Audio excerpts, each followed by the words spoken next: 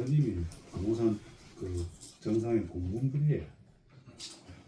그거 계시갖고 공무 레이닥이지. 매달이지. 오늘 최상병 최상병 그것을 선거법 지난 거부권 그것을 행사하셨죠? 그것을 인테리어를 하시니까 해몽인데. 뭐 그것을 인테리어 하시니까 어떻게 오십니까? 그 여가는 의성이 일단 최수근 상병의 안타까운 죽음에 대해서 누구나 다 이제 명명백백하게 진실을 밝혀야 된다. 이거는 다 이론의 여지가 없습니다. 그런데 현 상황에서 민당이 지난 정권에서 계속 공정한 수사를 해야 된다 해서 만든 게 공수처입니다. 근데 공수처에서 지금 뭐 유재훈부터 박정훈, 김기환 사령관, 임성근 단장 전부 다 소환하면서 수사를 왕성하게 하고 있거든요. 그래서 현 단계에서는 특검을 할 수가 없는 상황이다. 절차적으로 특검을 하기에는 미성숙 단계다. 그래서 대통령께서도 만약에 공수처나 경찰이 수사를 하고 한 점의 의혹이 있다면은 당신께서 특검을 요청을 하겠다 이런 입장이시기 때문에 지금은 일단 거부권 행사할 수밖에 없는, 거부권이라기보다는 제2요구권, 제2요구권을 행사하는 단계다 이런 말씀을 드립니다. 제2요구권을 국회에 넘어오면은 지금 이달 말에 다시 국회의원들의 아마 선택이 이제 있을 텐데 우리가 어떻게 됐겠습니까? 28일 날 네. 아마 다시 표기를 할 것 같은데, 근데 사실 우리 의석수가 한 110 몇 석 되는데 그게 뭐 특검 법안에 대해서 일부 찬성하는 의원들도 있습니다만은 내부적으로 같이 의원총회에서 의견을 나눈다 보면은 그렇게 제 의견에 찬성하는 사람 별로 없을 거다. 지금 단계는 아직까지 절차적으로 미성숙인 단계고, 또 특검법의 내용을 보면은 특검을 누가 추천하냐, 대한변협이 4명의 특검을 추천하고 다시 또 민주당이 2명을 추천한 사람을 올린다 이렇게 돼 있습니다. 그래서 그 어떤 그런 조항도 맞지 않고, 사실 우리가 특검법을 13차례 통과를 시켰습니다만은 거의 여야 합의로 통과시켰습니다. BBK 건 하나 뭐 그렇지, 사실 특검은 13차례 전부 다 여야 합의로 통과를 시켰기 때문에 일단 특검은 일방 처리가 아니라 추후에 논의해도 된다. 국민 정서에서는 특검을 거부하는 자가 범인이라고 하는 국민의힘에서 들고 나왔던 일명 캐치프레이즈 아니겠습니까? 예, 그런 그 얘기. 캐치프레이즈 역으로 지금 예, 역공을 역공을 하고 있잖아요. 있는데, 근데 국민들은 그 부분에 대한 의구심을 많이 가질 것으로 생각하는데 거기에 대해서는 일단은 수사라는 게 원래 그렇습니다. 어떤 뭐 공수처란 경찰이나 이거에 대해서 특검이 만성능은 아니다. 예를 들어서 그래서 일단은 지켜보는 단계다. 그 특검을 또 안 한다는 게 아니라 대통령 입장은 조건부 수용이거든요. 조건부 수용. 그 한 점 의혹이 있는다면은 특검을 본인 스스로 요청하겠다고 했기 때문에 일단 지금은 제 요건을 행사하고 공수처와 경찰 수사를 지켜보는 단계다 이런 말씀을 드립니다. 당대표 선거 언제죠? 그거 아직까지 뭐 아무 지금 비대위 일정 체제잖아요. 나온 게 없고, 의원님은 뭐 거기에 대한 생각. 근데 지금은 당 대표 뭐 여러 얘기가 있습니다만 지금 가장 중요한 것은 당의 혁신이에요. 혁신. 이 당은 개멸적인 참패를 당했습니다. 이번 참패는 우리가 1987년 이후에 가장 최대 참패를 당했고요. 우리 정당이 보수 정당이 3번 연속으로 참패를 당했는데, 참패를 당할 때마다 새누리당, 미래통합당, 국민의힘 계속해서 당명이 바뀌었습니다. 민당은 똑같이 민당이었습니다. 제가 작년에 여름에 수도권 위기론을 계속 얘기했습니다. 수도권 위기다. 선거 못 치른다. 봐라. 그런데 수도권 위기가 뭔지도 잘 진단을 못했고, 수도권 위기에 대처하는 어떤 뭐 정책이나 메시지나 전략이 전혀 없습니다. 결국 개멸적 참패를 당했습니다. 우리가 서울, 경기, 인천, 대전까지 129석입니다. 129석 중에 19석을 차지했고요. 지난번 21대 총선에서 서울, 경기, 인천, 대전까지 그 당시에는 128석인데 16개석을 차지했습니다. 16개. 그러면은 서울, 경기, 인천 중에 한번 보십시오. 서울에 강남, 서초, 송파 등 빼고 네. 정말로 야 진짜 우리 당 후보로 나가서 이길 수 있는데 거의 없습니다. 거의 없습니다. 이게 벌써 몇 년 동안 고착화된 정책 지형이 우리 서울, 경기, 인천에서 우리 국민의힘 소속이 나가면은 거의 이제는 만년 2등 할 수밖에 없는 정치 지형으로 거의 고착화됐다. 이게 가장 큰 문제입니다. 그래서 우리 당이 이거에 대해서 뭔가 이제 뭐 전략이나 메시지나 정책을 내걸었는데 그게 전혀 안 됐다는 거. 그래서 지금 뭐 당권이 어떻다, 전당대회 어떻다 이런 얘기를 하기 전에 우리 당이 뭔가 변화하고 혁신하는 모습을 보여줘야 된다.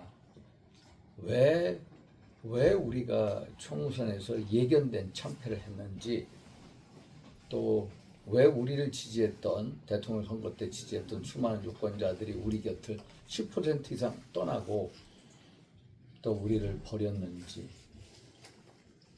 그분들한테 용서를 구하고 사죄하고 참여를 하고 어떤 변화하고 혁신하는 그 바탕 위에서 전당대회가 치러져야지, 그냥 뭐 지금 이런 식으로 가서 전당대회 치른다? 다음 지방선거도 힘들다는 거. 그래서 제가 최근에 한 5차례 선거 이 끝난 다음에 5차례 세미나를 개최했습니다.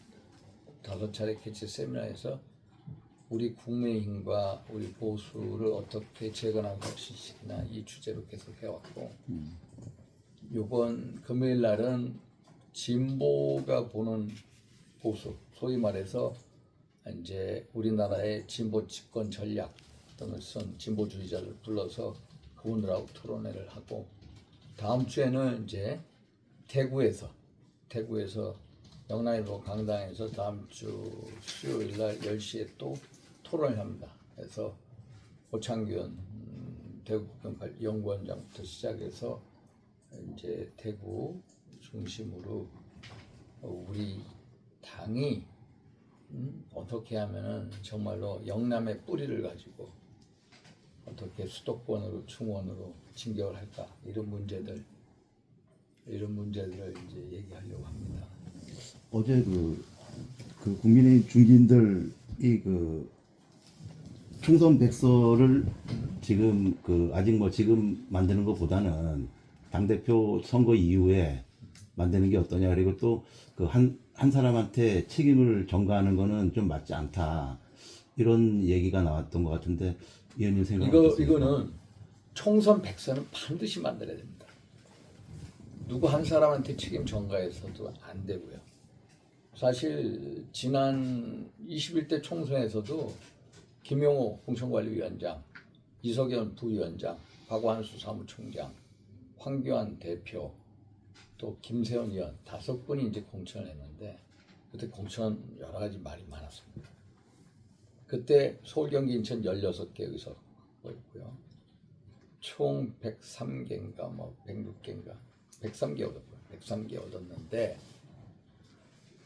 제가 그 당시에 무속으로 나와서 살아온 다음에 우리 당시 미래통합당 사무총장한테 얘기한 게, 총선 백서를 과감하고 처절하게 만들어라. 공천부터 시작해서, 예를 들어서 공천에 여기 김천구미다. 김천구미에 공천에 관계된 사람들이 어떤 식으로 대화를 하고 어떤 식으로 이 발언을 했는지 다 밝혀라. 그래서 황당한 공천의 몇 개 예를 다 만천하에 터뜨려라. 그래서 2번 다시 장난을 못 치게 해라. 이런 식으로 얘기했는데, 요번에도 마찬가지입니다. 요번에도 낱낱이 밝혀야 됩니다. 덮자는 건 이건 말이 안 되는 겁니다. 덮으면 똑같은 식으로 공천이 사천의 여지를 남긴다는 겁니다. 이거는 덮자라는 분은 이제 정치적으로 이렇게 생각하는 분이고, 정말로 우리 당이 변화하고 혁신하기 위해서는 요번에 공천 잘못한 거, 전략 잘못한 거, 또 뭐 정권 심판론에 바람이 분 거 등등등등 다 만천하에 깔아야 됩니다. 이번 선거가 기본적으로 대통령과 정부에 대한 정권 심판론이었다. 그러면은 그 부분부터 챕터 1의 그 부분부터 쓰고 두 번째 그러면 이런 바람 속에서 결국 당 지도부는 어떻게 선거 전략을 취했냐, 어떻게 공천했냐, 이것도 다 밝혀야 됩니다. 또 현장에서 후보들 어떻게 뛰었느냐. 저같이 선거를 처절하게 뛰는 하고요. 다른 지역하고 게임이 안 됩니다. 저희 같은 지역은 거의 우리 여기 어디 있어? 영배. 우리 영배가 저희 지역에 와가지고 같이 우리 황도영 의원도 같이 뛴 적이 한번 와서 봤습니다만 황도영 의원 한번 보고 가서 우리는 새벽 5시부터 거의 11시까지 뜁니다. 11시까지. 네? 처절하게 뜁니다. 절박하게 절실하게 뜁니다. 그런데 현장에서 또 안 뛰는 사람이 있고 그래서 모든 것을 다 만천하에 드러내야 우리 당이 변화하지 드러내지 않으면 절대로 안 된다. 반드시 드러내야 된다. 그래야 우리가 두 번 다시 공천에 대한 어떤 잘못 사천을 하겠다 이런 생각을 못하게끔 만들어야 됩니다. 네? 우리가 만천하에 시스템 공천이라고 해서 근데 시스템 공천 안 되는 경우 많거든요. 그런 거에 대해서 다 얘기를 해야 됩니다. 입을 닫으면 안 돼요. 그래서 제가 우리 당의 변화 혁신을 주장하는 것 중에 하나가 총선 100석 반드시 대통령 정권 심판이면 대통령실 뭘 잘못했느냐 이것부터 나가겠죠. 또 어떤 선거 전략 뭐 예를 들어서 2조 심판론부터 시작해서 메시지 어땠느냐 이런 게 다 해야죠. 제가 이런 말씀을 드리는 게 자꾸 모든 거를 1차적으로 대통령 탓만 합니다. 아니 대통령의 정권 심판론에 바람이 불 거라는 거 모르는 사람이 있습니까? 다 알았습니다. 다 알아서 비상대책위원회 비대위원회를 띄웠습니다. 그래서 한동훈 위원장을 가져왔어요. 근데 선거 어떻게 치렀습니까? 선거 못 치렀죠. 솔직히 선거 못 치렀습니다. 제가 이런 말씀을 드리려면 제가 2014년 4월 26일인가 세월호 참사가 있습니다. 그때 박근혜 대통령의 이제 지지도가 급전직하를 하고요. 그 이후에 6.4 전국단이 이제 지방선거 치르고 7월 30일 국회의원 재보궐선거 치릅니다. 제가 공천은 홍문종 총장이 하고 제가 공천을 못해가지고 핀치히터로 사무총장으로 들어갔습니다. 그때 맨 처음에 여의도 연구원 여론조사를 하니까 광역단체장 17개가 있는데 우리가 4개밖에 못 이깁니다. 그런데 결과적으로 마지막에 어떻게 끝냈냐? 딱 하나 차이로 했고요. 서울, 경기, 인천을 저희가 다 가져왔습니다. 7월 30일 국회의원 재보궐선거 제가 공천심사위원장하고 15개를 치렀는데 처음에 거기도 4대 11로 시작해서 11대 4로 바뀌었습니다. 그래서 제가 느낀 게 있어요. 야 이게 대통령 지지도 대통령 이거하고도 다르게 당이 어떻게 변하고 혁신하고 전략을 짜는 거에 따라 엄청 달라지는 거를 제가 몸소 느꼈습니다. 그 당시에 혁신위원장 제가 누구 시킨지 아십니까? 이준석 시켰습니다. 당시 박근혜 대통령 김기주실장 통해서 치라고 했습니다. 제가 반대했습니다. 제가 이준석이 안고 갔습니다. 제가 필요합니다. 이준석이 혁신위원장 시켜가면서 제가 매일 뭘 했느냐 이 피켓 시위도 하게 하고요. 후보들마다 피켓 시위도 하고 길거리에 서청원, 김무성 이런 의원들, 최경환, 황우려 당대표 이런 분들도 예를 들어서 김천 구미역에 나와가지고 30분 동안 벌 쓰듯이 피켓 들게 만들었고요. 이순신 장군 동상 앞에서 릴레이로 48시간 또 피켓 시위도 하고요.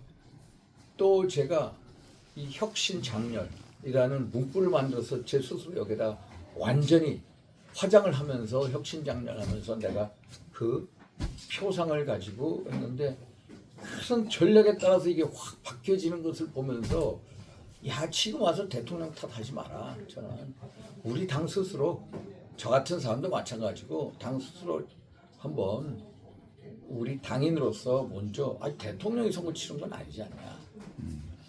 당이 치렀다. 당이 치렀으면 당이 이거에 대해서 이제 반성하고 책임지고 변하고 혁신하는 자세를 갖고 그런 모습을 보여줘야 되는데 국민 눈에 그게 안 보이니까 안타깝다 이런 말씀을 드립니다. 저희는 그 세미나를 통해 가지고 그 국민의힘 혁신에 관한 어떤 과제들을 지금 계속 터집니다.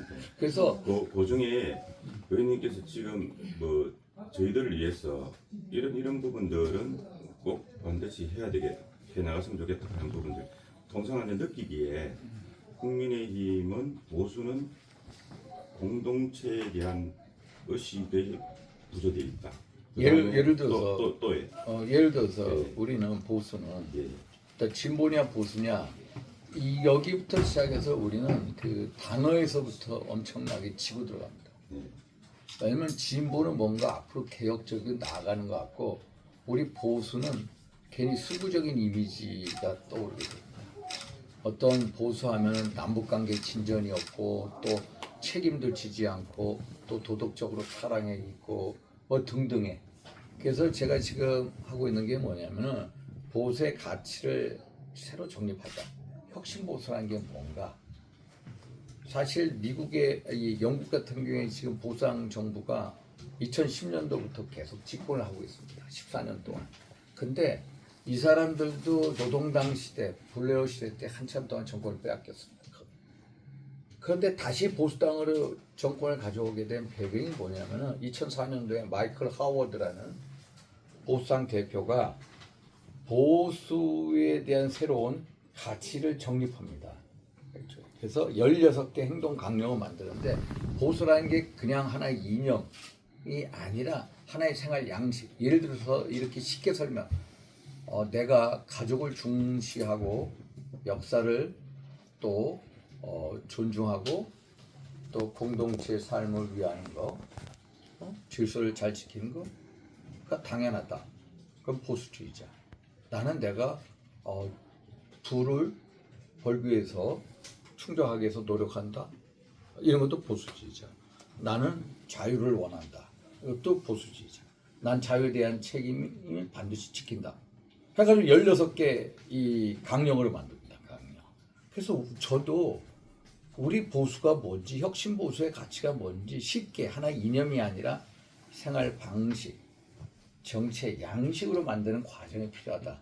그래서 그것을 집대성하려고 그렇게 하고 있고, 그래서 우리 대한민국 유명한 이제 인연가들, 철학자들, 윤평중 교수부터 강원택 이제 정치학회 교수, 또 우리 당 쪽으로는 이수봉, 김대호 사회 디자인 연구소 소장 이제 이런 이론가들하고 같이 이제 하고 있다는 거.